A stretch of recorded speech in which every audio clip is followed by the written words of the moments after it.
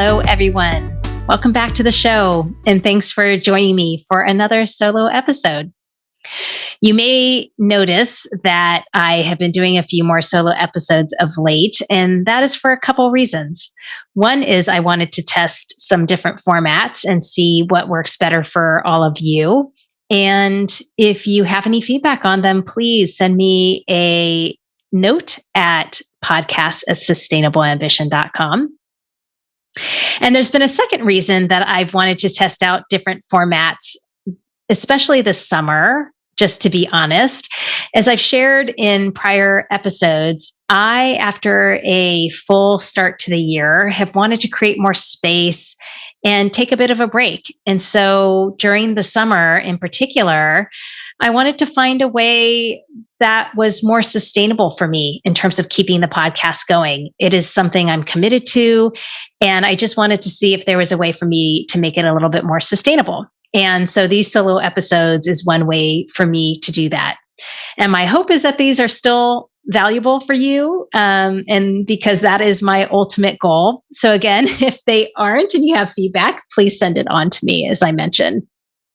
So with that, in today's solo episode, I was going to talk about where did my ambition go? Where did my ambition go? I've been asking myself that question a bit. It's kind of like, where's Waldo? Where's my ambition amongst all this sea and map of all these different things that I might be doing, and that's keeping me, sufficiently occupied right now. And it's not to say that my ambition is completely gone by any means, but perhaps I'm in a dip and it's waning a bit. And I've been wondering, okay, well, where has my ambition gone? And then I've been reading a few things over the last couple of weeks that made me think this might be an interesting thing to kind of look at together and to share a few thoughts. So one of the things that I thought about around this is, is it just that it's summer and that it's a natural downtime, or could it also be that I'm still languishing? So I recently read an article from Asana based on an interview with Adam Grant. If you're not familiar with Asana, it's just a company that provides project management software, but they had offered this interview in a newsletter with Adam Grant where they revisited this concept of languishing. And it made me rethink that perhaps I still am in a bit of the pandemic's languishing fog. And I'm wondering if some of you might be as well. It could also be, as Anne Helen Petersen posed in her latest newsletter, you're still exhausted. Anne Helen Petersen wrote a well-known BuzzFeed article about millennials and burnout. She, after that, wrote a book on burnout. So she's very attuned to this. And she writes about this idea of perhaps we're just still exhausted, which there are a lot of reasons why that might be the case. So I thought that I would, again, share some thoughts with you on this topic. Again, as I said, now it is summer. So really, in many respects, we kind of need to chill out and give ourselves a break. But I don't know about you, when I even hear that, my own resistance perks up. I naturally want to say when people tell me like, hey, chill out. It's like, don't tell me to chill out. So that's my internal voice even saying that to me a little bit. And I'm not even, I'm the one that's making the comment out loud as well. So I can understand if there's a little bit of resistance to don't tell me to chill out.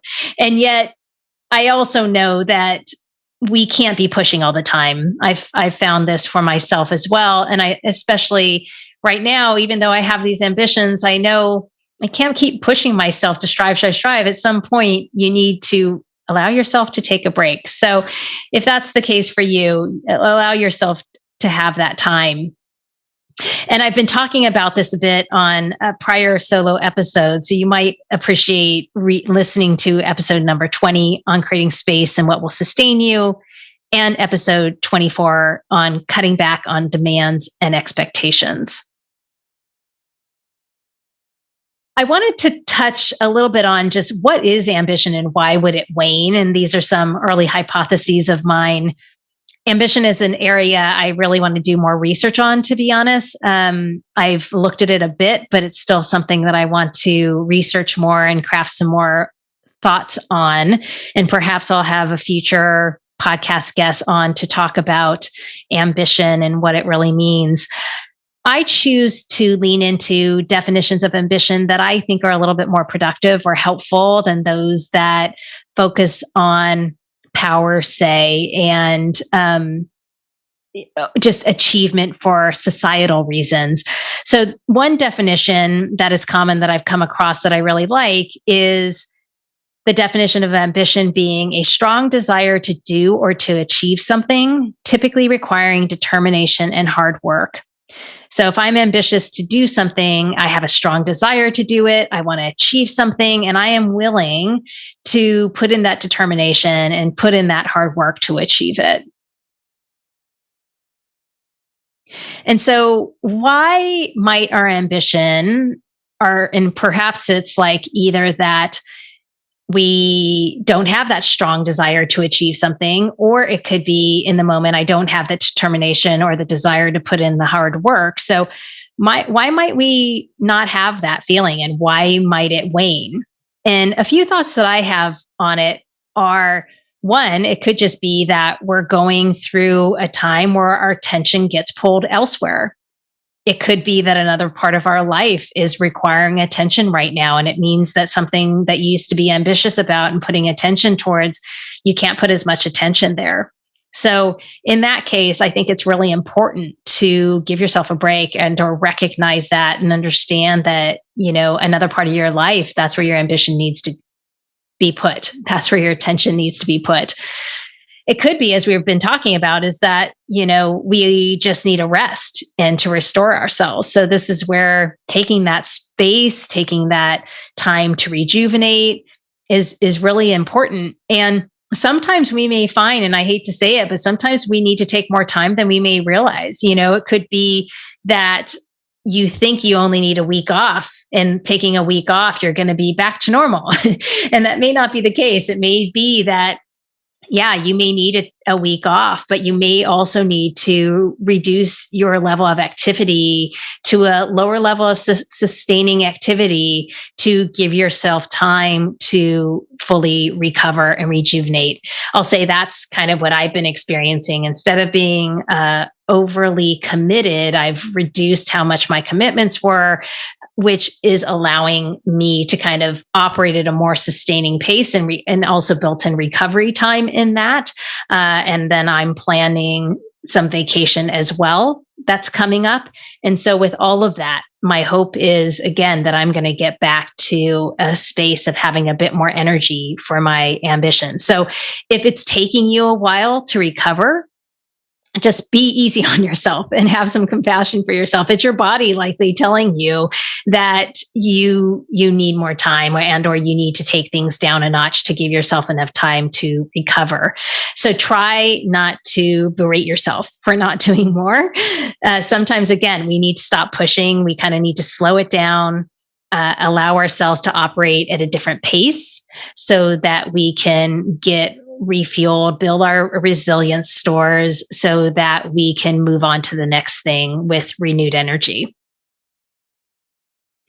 So a couple of additional reasons why our ambition might wane, I believe, and I think I'll spend more time on a couple of topics that relate to these, are this idea that perhaps we might be in a plateau.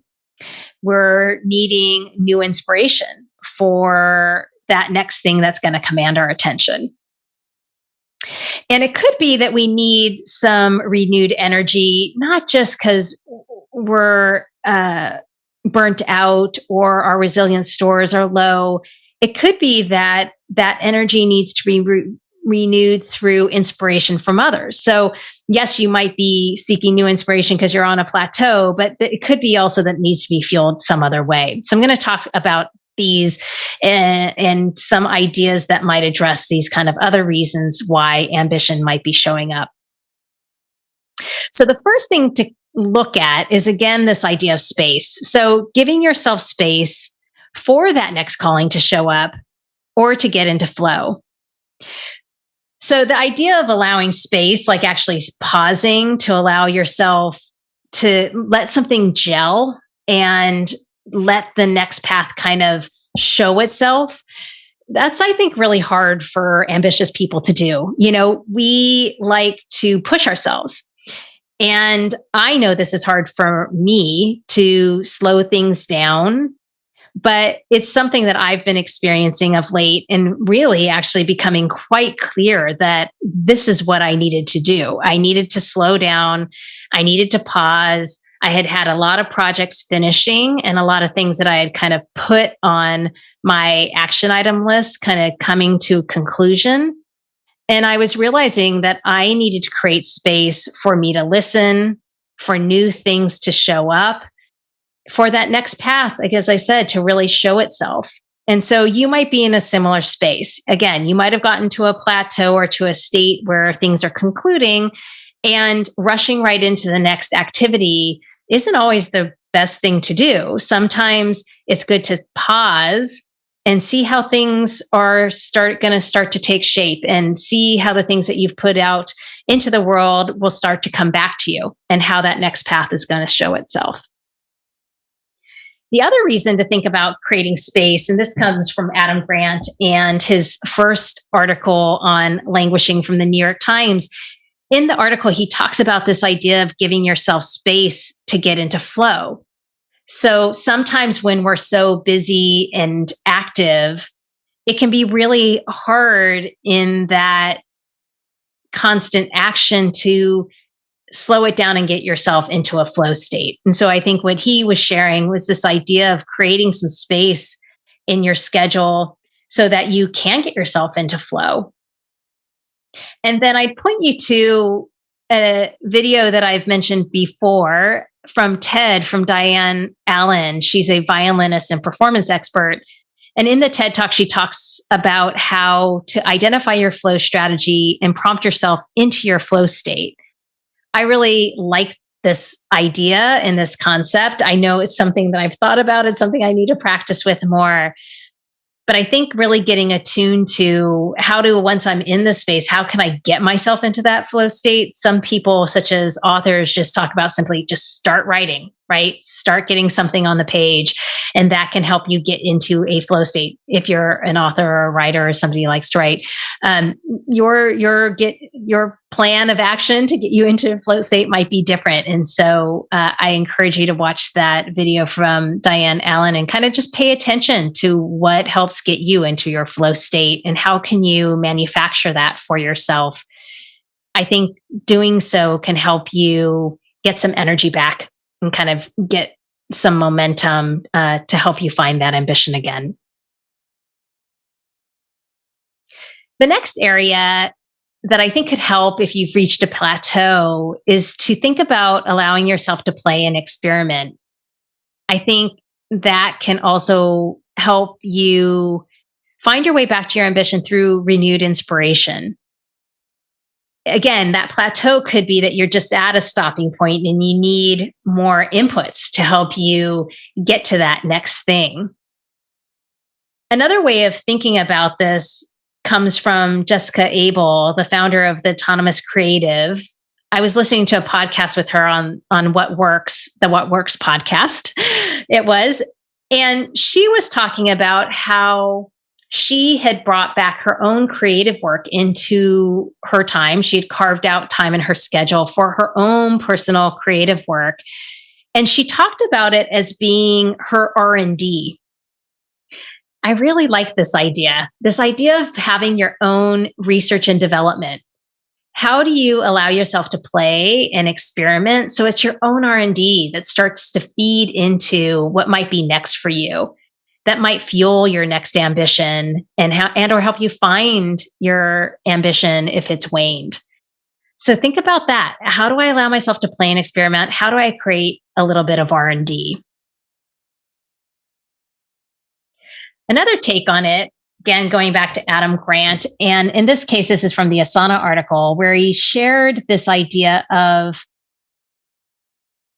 during a time of languishing, think about something that you can look forward to and then make small progress towards it.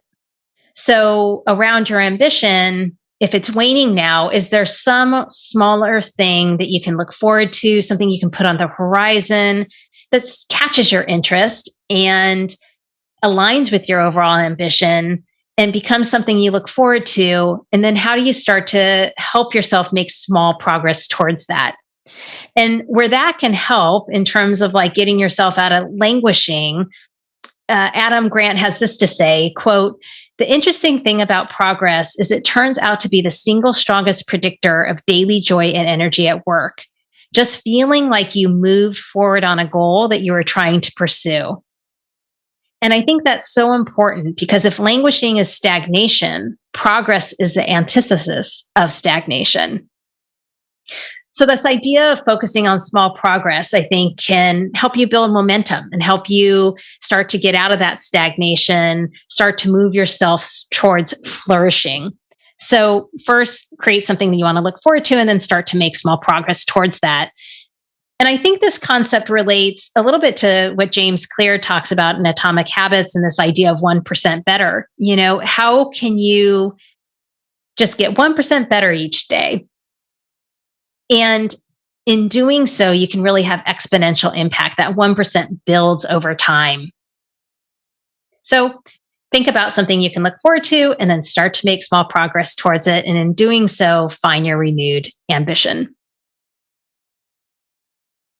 Now, a counterpoint to this that I wanted to share, and I thought it was important to share this. Again, some of these concepts really, it's interesting how they start to just kind of show up and coalesce around the same time. And it's things that are really relevant to me and what I'm, experiencing. So I'm hopeful that it's helpful to you as well, that you might be going through a similar thing.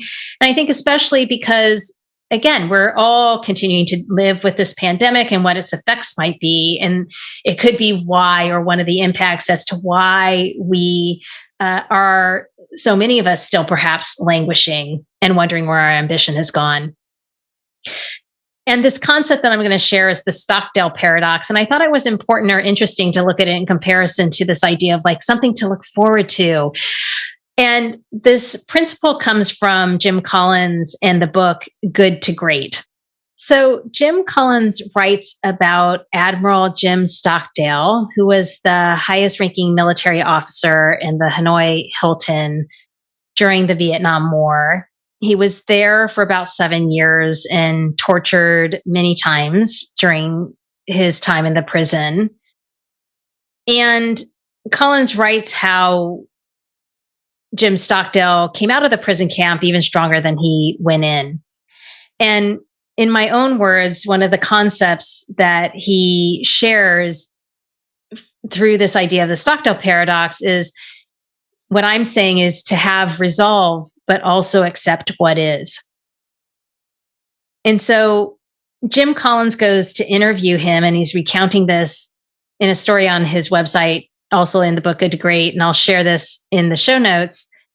And in talking with Jim Stockdale, he says, quote, "Well, you have to understand, it was never depressing because despite all those circumstances, I never ever wavered in my absolute faith that not only would I prevail, get out of this, but I would also prevail by turning it into the defining event of my life that would make me a stronger and better person." So that's pretty amazing. Like this idea of having this strong resolve is how I take that. But then there's this, but accept what is. And he goes on to share with Jim Collins that the people that actually struggled the most were the optimists, those who thought, oh, we're going to get out by Christmas. And then Christmas would pass and no, they weren't released. And so he goes on to share what he learned from the years in the concentration camp in the prison camp. And he says, quote, "You must never, ever, ever confuse, on the one hand, the need for absolute unwavering faith that you can prevail despite those constraints, with, on the other hand, the need for the discipline to begin by confronting the brutal facts, whatever they are. We're not getting out of here by Christmas." And so I think it's an interesting concept, this idea of having resolve, but accepting what is. And so while we can, going back to the last concept, look forward to something, make progress against it, another way to come at this is like, if your ambition is waning a bit, it could be that you need to find your resolve around it. Okay, what am I resolved around? Do I want this? Am I determined around this? Am I willing to put in the work around this? Or it could be even, and then to accompany that, it could be that you need to accept some of the hurdles that come with it. Well, are you still determined to have it, to go for this ambition? But perhaps you need to accept what is that goes along with that. And so I know this related to a goal that I have where I was starting to hit some roadblocks and wondering, well, gosh, if that's what it's going to take, I don't know if I want to do this. But then I have to have resolve, right? Perhaps well, do you want that? If you want that, then perhaps you're going to have to accept this other piece and what's going to come along with it. So it's an interesting concept to play with. And I also wanted to just bring it forward in this time, during this time of the pandemic and with the Delta variant kind of rearing its head and having its impact, that, we're not out of this. We have to have resolve. And we also need to accept what is. And perhaps in living from that state, it might give us a little bit more resilience and strength to move forward and perhaps find that ambition and that determination to move forward where we want to put our attention at this moment. So have resolved, but accept what is. The final idea I wanted to put out there was around finding connection. During this time of the pandemic, a couple of my guests have been talking about the impact that isolation has had on us and how important it is to find connection with others. And it's so nice to be able to be getting out and about more and meeting with people. And so not only will that give us all renewed energy, but I also want to layer this on the idea that who you surround yourself with can give you energy, can inspire you, can push you forward, can help you find that renewed ambition and help you stay determined in terms of meeting those new ambitions. And so it made me think about the idea of, I've always loved coffee. I've always loved coffee shops. So it brought to mind this idea of the 19th century cafe culture that was, spread across France, that brought all these creative people into cafes where they were sharing ideas. Also, these artistic communities that they had where they came together, these guilds where they collaborated together and they inspired each other. So when you think about this time, and you might be languishing or your ambition might be waning, how do you find others who can help inspire you, give you new ideas, encourage you on, help you have that determination to keep moving forward? This is an area that I've really leaned into as well. I've joined several communities over the last couple of years. I have another informal community that I meet with who inspire me and keep my ambition going. So I encourage you to find connection if this is a time where you're in a dip. So those are some ideas. If you're wondering where your ambition has gone, if you're languishing a bit, let me just repeat these for you really quickly. So first, give yourself space for that next calling to show up or to get into flow. Next, allow yourself to play and experiment, create your own R&D. Third is create something to look forward to and then make small progress towards it. What's that 1% better each day? Another approach is have resolve, but accept what is. And then finally, find connection. So I hope that gives you ways to help find your way back to your ambition and flourishing.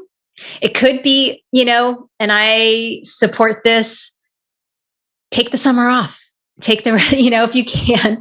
When I say take the summer off, I recognize that many of us are not so lucky to just literally walk away from work and completely take the summer off. But what I mean by that is just take things down a notch. I'm trying to do that. I'm taking vacation, as I mentioned.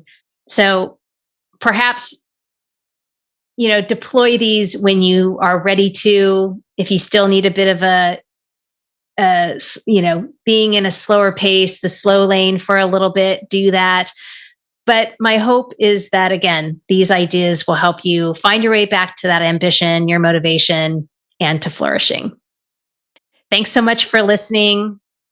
As I mentioned at the start, if you have any feedback or if you have a listener question you'd like me to address in one of the podcast episodes, please shoot me an email at podcast@sustainableambition.com. And if you're enjoying the podcast, I'd really be so grateful if you'd rate, review, and share it with others. That really helps just to get it out to others and hopefully be helpful to them as well. I really appreciate it. So be well all. Here's to flourishing. Talk to you next time. Find more inspiring interviews and get show notes for this episode at sustainableambition.com/podcast. Make sure you don't miss an episode or my insider tips, guides, and tools by signing up for Sustainable Ambition Forum, my twice monthly newsletter. Sign up at sustainableambition.com/subscribe. Thanks again for joining me. Speak with you next time.